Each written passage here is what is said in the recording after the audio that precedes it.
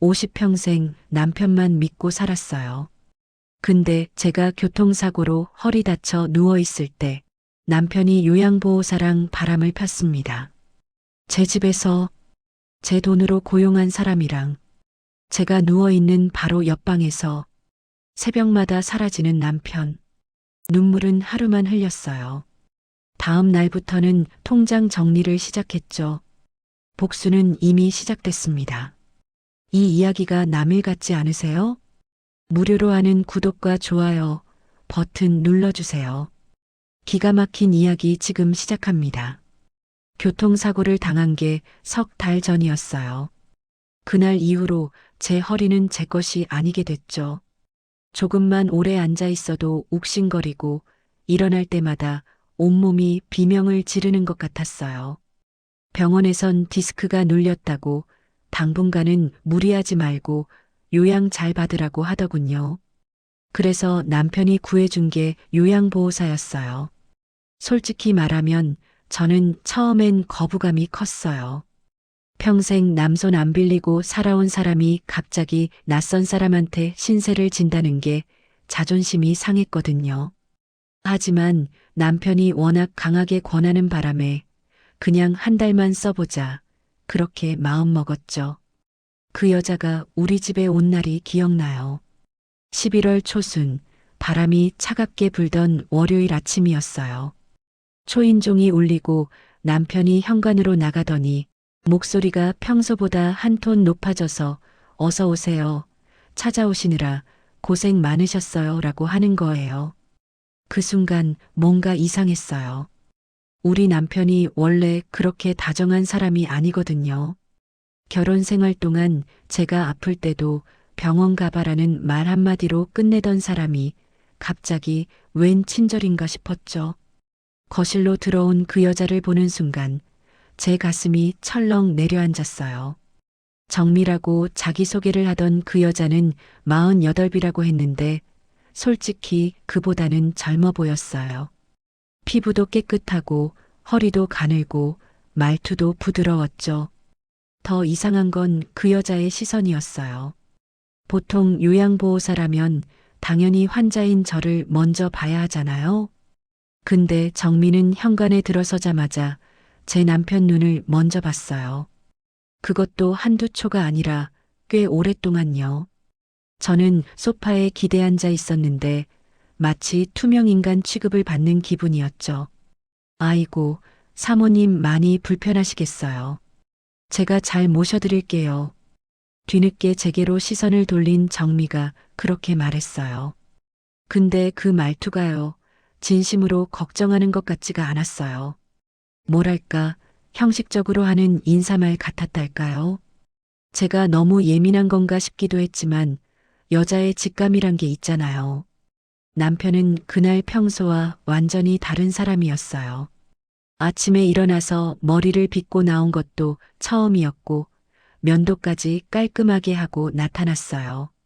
결혼기념일에도 안 하던 짓을 왜 요양보호사 오는 날 한 건지 저는 그게 너무 이상했죠.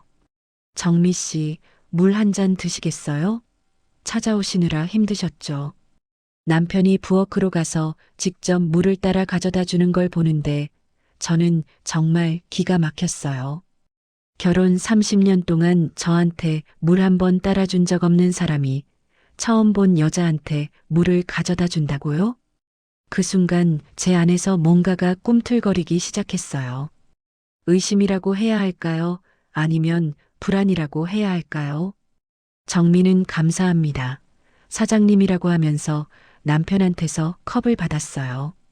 그때 둘의 손이 살짝 스쳤는데 제 눈에는 그게 우연이 아닌 것처럼 보였어요. 너무 오래, 너무 천천히 스쳐 지나갔거든요.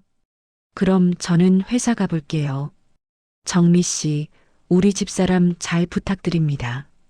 남편이 그렇게 말하고 나가는데 목소리에 이상한 설렘 같은 게 묻어 있었어요.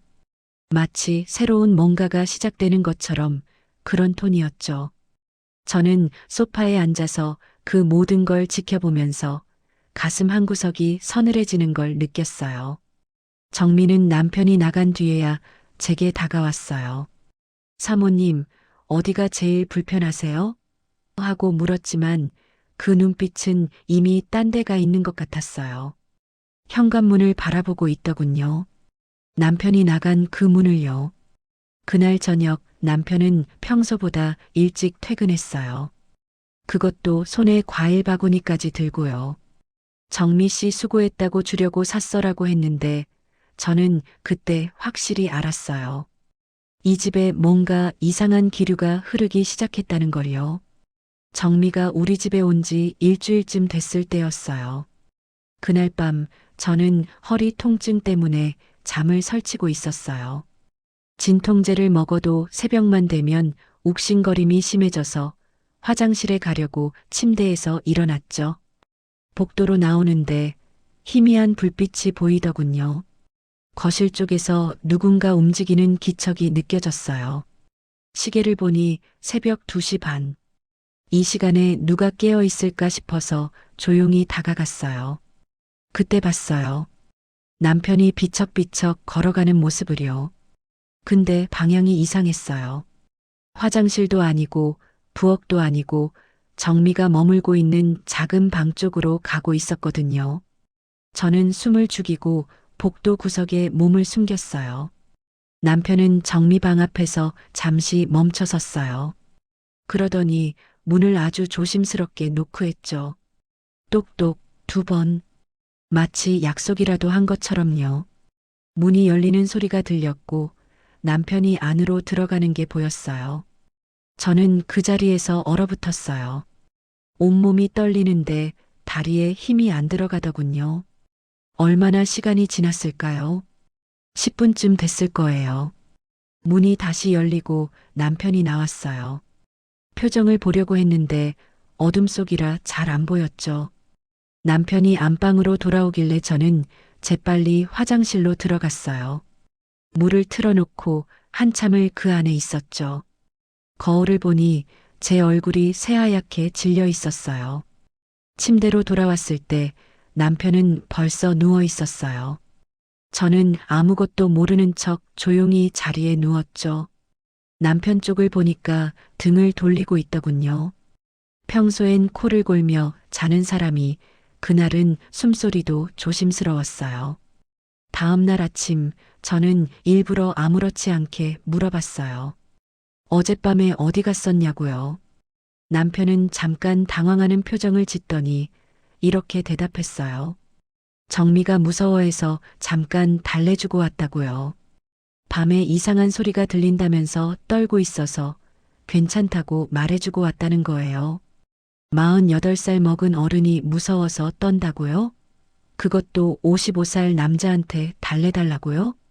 저는 그 말이 얼마나 말이 안 되는지 너무 잘 알았어요. 하지만 티를 내지 않았죠. 그냥 그랬구나 하고 넘어갔어요. 남편은 제가 믿은 줄 알고 안도하는 표정을 지었어요. 그 이후로 저는 밤마다 깨어있기 시작했어요. 자는 척하면서 남편의 움직임을 관찰했죠. 놀라운 건 남편이 매일 밤 거의 같은 시간대에 일어난다는 거예요. 새벽 2시에서 2시 반 사이. 알람도 안 맞춰놓는데 어떻게 그렇게 정확하게 깰 수 있는지 그게 더 의심스러웠어요. 남편은 침대에서 일어날 때도 조심스러웠어요. 매트리스가 흔들리지 않게, 소리가 나지 않게요. 슬리퍼도 손에 들고 나가서 복도에서 신었어요. 모든 게 계획적이고 의도적이었죠. 그리고 또 하나 이상한 점을 발견했어요. 남편이 정미방에 들어가 있는 시간이 점점 길어지고 있다는 거예요. 처음엔 10분 정도였는데 며칠 지나니까 20분, 30분으로 늘어났어요. 어느 날 밤은 거의 1시간 가까이 들어가 있었어요. 저는 복도 구석에 앉아서 그 시간을 전부 세고 있었죠. 45분. 정확히 45분 동안 남편은 그 방 안에 있었어요. 남편이 나왔을 때 저는 재빨리 안방으로 돌아가 이불을 뒤집어 썼어요. 남편이 들어와서 침대에 눕는데 몸에서 낯선 냄새가 났어요. 달달한 향수 냄새. 남편은 평생 향수를 안 쓰는 사람이에요. 저는 그날 밤 한숨도 못 잤어요. 옆에 누워있는 남편이 30년을 함께 산 사람이 갑자기 낯설게 느껴지더군요. 이 사람이 정말 제가 아는 그 사람이 맞나 싶었죠. 다음 날 아침 남편은 평소처럼 출근 준비를 했어요. 저한테는 한마디도 없이 정미한테만 오늘 힘들면 언제든 연락하세요라고 하더군요. 그 순간 저는 확신했어요. 이 집에서 뭔가 심각한 일이 벌어지고 있다는 걸요. 낮 시간에도 둘 사이에 이상한 기류가 느껴지기 시작했어요. 저는 거실 소파에 앉아서 TV를 보는 척하면서 정미와 남편의 행동을 관찰했죠. 퇴근 후 남편이 집에 돌아오면 제일 먼저 하는 게 뭔지 아세요? 정미한테 오늘 힘들진 않으셨어요? 라고 묻는 거예요. 저한테는 인사도 없이요. 30년 산 마누라는 안중에도 없고 일주일 된 요양보호사한테만 신경 쓰는 거죠. 정미도 묘하게 달라졌어요. 남편이 없을 때는 저한테 정말 고분고분했어요. 사모님, 이거 해드릴까요? 사모님, 불편하신 데 없으세요? 하면서 친절하게 굴었죠. 근데 남편이 집에 오는 순간 정미의 태도가 완전히 바뀌었어요. 목소리 톤부터가 달라졌어요. 남편 앞에서는 한 톤 높아지고 말투도 부드러워지더군요. 평소엔 네 사모님 이러다가도 남편 앞에서는 아이고 사장님 오셨어요? 하면서 밝게 웃었어요. 그 웃음이 제 눈엔 너무 역겨웠죠. 더 이상한 건 둘 사이에 미묘한 스킨십이었어요. 어느 날 저녁 정미가 저녁상을 차리고 있는데 남편이 부엌으로 들어갔어요.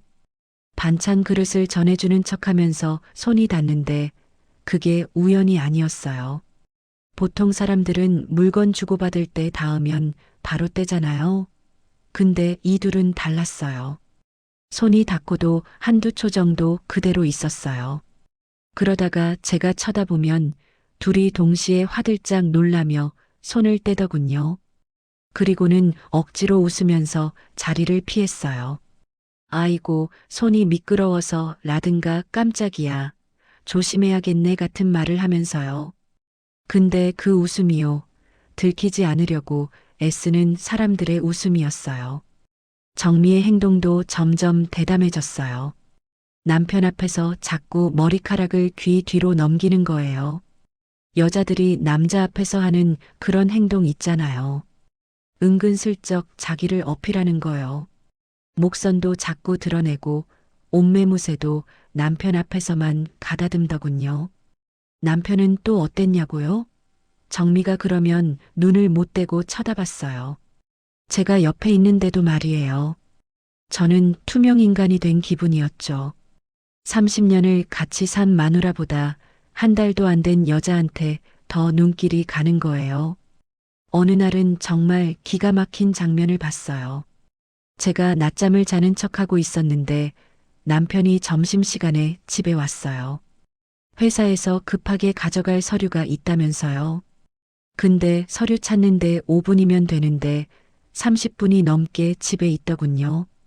거실에서 정미랑 뭔가 속삭이는 소리가 들렸어요. 자세히는 못 들었지만 웃음소리가 섞여 있었어요. 남편의 웃음소리, 정미의 웃음소리. 둘이 뭐가 그렇게 재미있는지 낄낄대더군요. 그날 저녁 남편의 셔츠를 빨래하려고 받았는데요. 깃부분에서 이상한 냄새가 났어요. 달달하고 진한 향수 냄새. 남편은 원래 향수를 안 써요. 근데 이 냄새는 분명 향수 냄새였죠.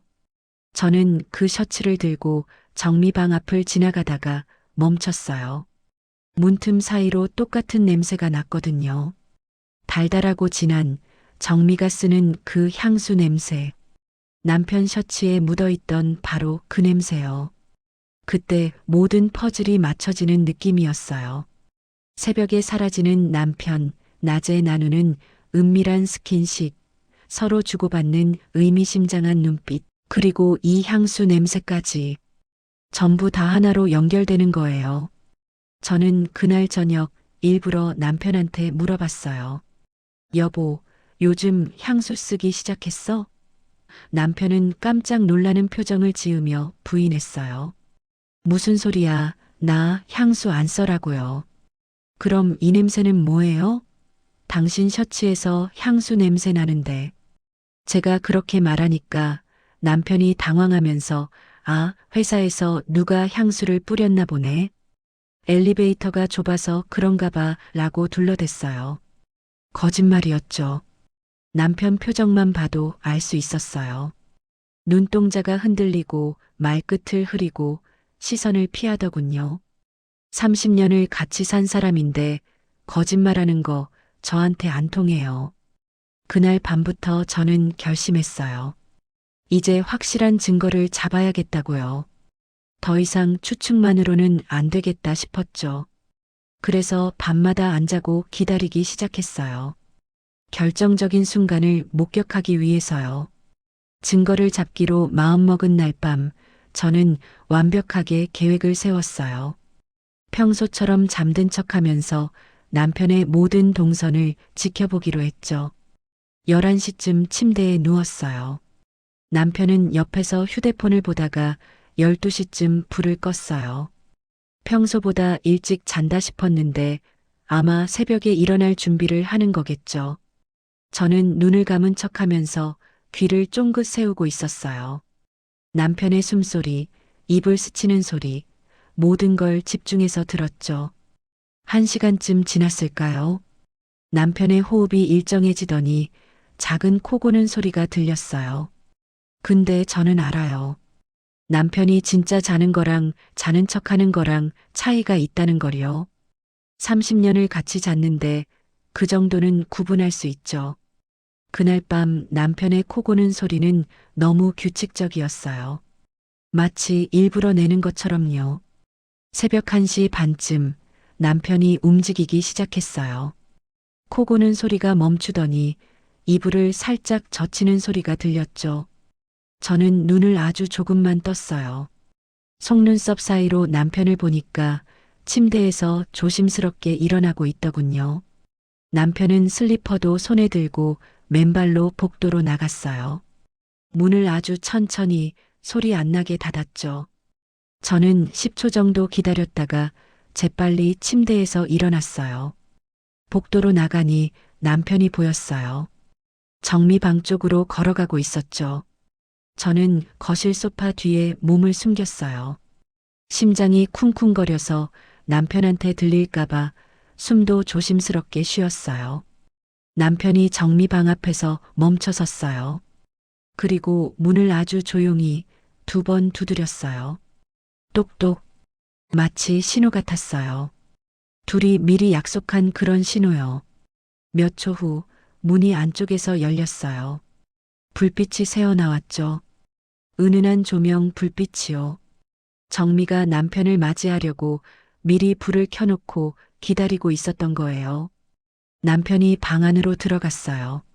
문이 닫히기 직전 저는 정미의 모습을 잠깐 봤어요.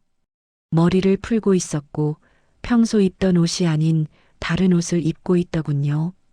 어둠 속이라 정확히는 안 보였지만 뭔가 준비를 하고 남편을 기다린 게 분명했어요. 저는 그 자리에서 얼어붙었어요. 온몸이 떨렸지만 움직일 수가 없었어요.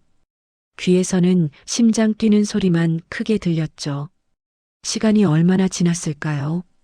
체감상으론 영원 같았지만 실제로는 1시간 정도 지났을 거예요. 그동안 저는 소파 뒤에 웅크리고 앉아서 그 방 문만 쳐다보고 있었어요. 새벽 3시쯤 문이 열렸어요. 남편이 먼저 나왔어요. 뒤를 돌아보면서 뭔가 말을 하는 것 같았는데 소리가 너무 작아서 못 들었어요. 그때였어요. 정미가 문 뒤에서 고개를 내밀었어요. 그리고 남편의 옷자락을 잡았어요. 남편이 돌아섰고 둘이 복도에서 마주 섰죠. 저는 소파 뒤에서 그 장면을 다 봤어요. 남편이 정미의 어깨에 손을 올리는 것도, 정미가 남편 손을 잡는 것도, 둘이 서로를 바라보며 웃는 것도 전부 다요. 그 순간 제 안에 있던 마지막 의심이 완전한 확신으로 바뀌었어요. 이건 단순한 오해가 아니었어요. 제 남편과 요양보호사가 제 집에서 제가 누워있는 동안 매일 밤 이런 짓을 하고 있었던 거예요. 남편이 정미 손을 놓고 안방으로 돌아왔어요. 저는 재빨리 소파 뒤에서 복도로 나와서 화장실로 들어갔어요. 물을 틀어놓고 거울을 봤는데 제 얼굴이 눈물범벅이 되어 있더군요. 언제 운 건지도 몰랐어요. 분노인지 슬픔인지 배신감인지 수치심인지 감정이 뒤섞여서 뭐가 뭔지 모르겠더군요. 그저 눈물만 계속 흘러내렸어요. 한참을 화장실에서 얼굴을 씻고 마음을 가라앉히려고 애썼어요. 거울 속 제 모습이 처량해 보였죠. 50이 넘은 나이에 허리 다친 몸으로 제 집에서 이런 수모를 당하고 있다니. 침대로 돌아왔을 때 남편은 벌써 누워 있었어요. 또 코를 고는 척하고 있더군요. 저는 이불을 덮으며 생각했어요. 이제 어떻게 해야 할까? 당장 소리 지르고 싸울까? 아니면 조용히 증거를 더 모을까? 그날 밤 저는 한 가지를 결심했어요. 복수는 조용히 그리고 완벽하게 하겠다고요. 다음 날 아침 저는 평소처럼 일어났어요. 남편한테도 정미한테도 아무 티를 안 냈죠. 오히려 더 친절하게 굴었어요. 여보, 아침 맛있게 먹어 하고 남편한테 말했고 정미한테는 오늘 날씨 춥다던데 감기 조심하세요 라고 했어요. 둘 다 제 태도에 안심한 것 같았어요. 남편은 그래 다녀올게 하면서 가벼운 마음으로 출근했고 정미는 사모님 참 좋으세요 하면서 웃었어요. 바보들. 제가 뭘 계획하고 있는지도 모르고 말이에요. 남편이 출근하고 나서 저는 제 방으로 들어가 휴대폰을 꺼냈어요. 그리고 요양보호사 업체에 전화를 걸었죠. 담당자가 받자마자 저는 차분하게 말했어요. 정미 씨를 교체하고 싶습니다. 지금 당장요. 담당자가 놀라서 무슨 문제가 있냐고 물었어요. 저는 준비한 대로 대답했죠. 요양보호사가 환자인 저보다 남편한테 과도하게 의존하는 것 같아요. 불편해서 더 이상 같이 있을 수 없겠습니다. 담당자는 제 말에 당황하면서도 고객 요청이니 최대한 빨리 처리하겠다고 했어요. 이틀 안에 새 요양보호사를 보내주겠다고 했죠. 전화를 끊고 나서 저는 두 번째 계획을 실행했어요. 은행 앱을 켜서 제 명의로 된 모든 자산을 확인했죠. 통장, 적금, 예금, 펀드, 전부 다요. 결혼하고 30년 동안 제가 모은 돈이 꽤 됐어요. 남편은 제가 얼마나 모았는지도 몰라요. 저는 원래 알뜰한 사람이거든요. 생활비 아끼고 용돈 모으고 부지런히 저축했죠. 저는 그 돈을 전부 남편이 손댈 수 없는 곳으로 옮겼어요.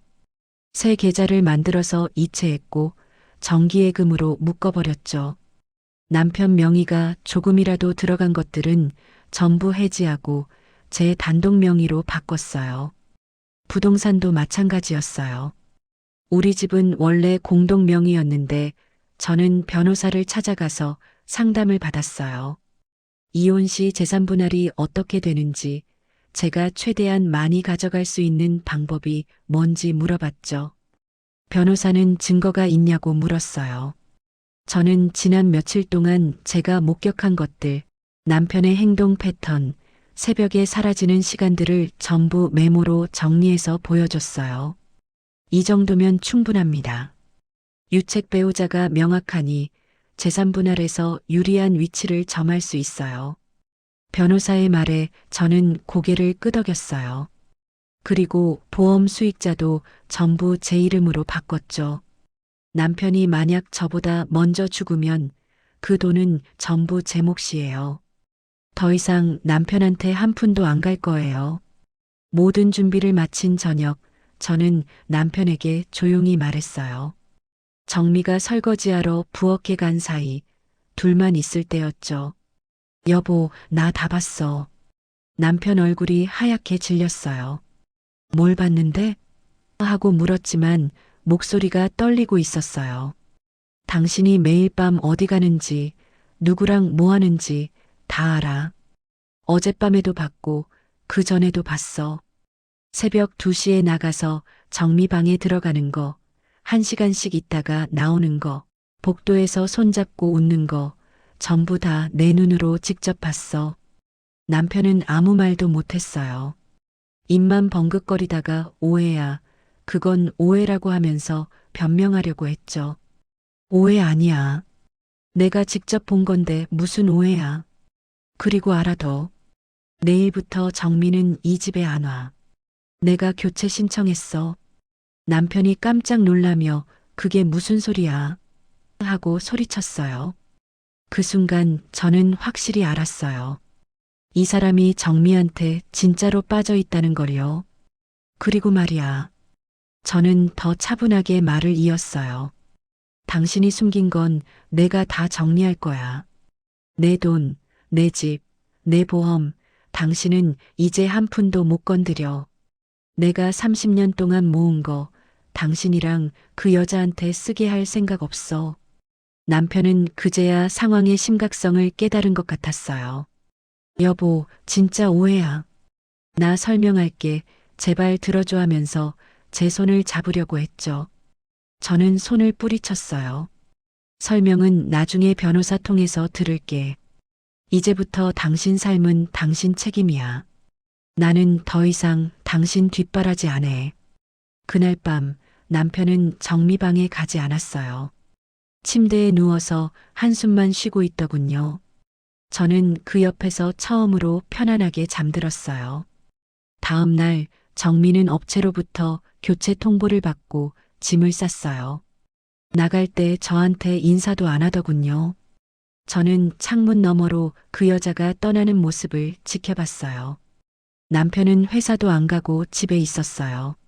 저한테 계속 사과하고 용서해달라고 했지만 저는 대답하지 않았어요. 복수는 끝났어요. 조용하지만 완벽하게요.